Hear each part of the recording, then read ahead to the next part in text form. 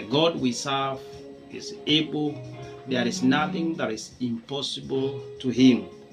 In the book of Daniel, Bible says when Shadrach, Meshach, and Abednego were thrown in the furnace of fire, they stood firm. That is Daniel chapter 3. And one thing you have to understand is that God is able, especially when you stand by the truth. Many times we fear and we avoid getting into the fire. But one thing I want to inform and to encourage you is that God is in the fire. God is not outside the fire, always He is in the fire. And it recalls for your confidence, it calls for your faith to see God in the fire. These three gentlemen responded to the king, "We shall not bow to your image." So if God is able to help us or not, that matters not. But what we know is that we are not ready to bow to your image.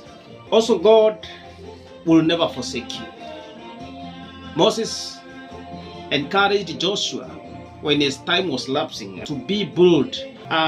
This emphasizes God's presence, help, and support. So God will never forsake you. That is in the book of Isaiah chapter 41 verse 10.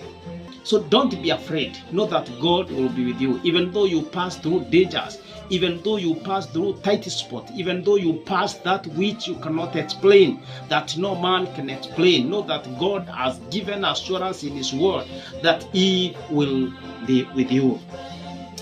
Another point we have to understand is that as human beings, and especially as Christians, we are teachings of God. If God wants to do something, if God wants to glorify Himself, He will use you as man. So be prepared to be used by God.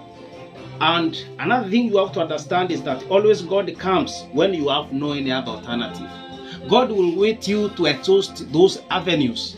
God will wait you to exhaust those paths, and then He will come because He wants to own the glory at the end of it all. God don't want you to praise anybody or to say somebody helped me, oh so and so. No, God wants to receive all His glory because He is God. Bible says He is not ready to share His glory with any man. So brothers and sisters, let us endeavor to serve God. Let us commit ourselves in the service of the Lord, for He has made us steward of His word.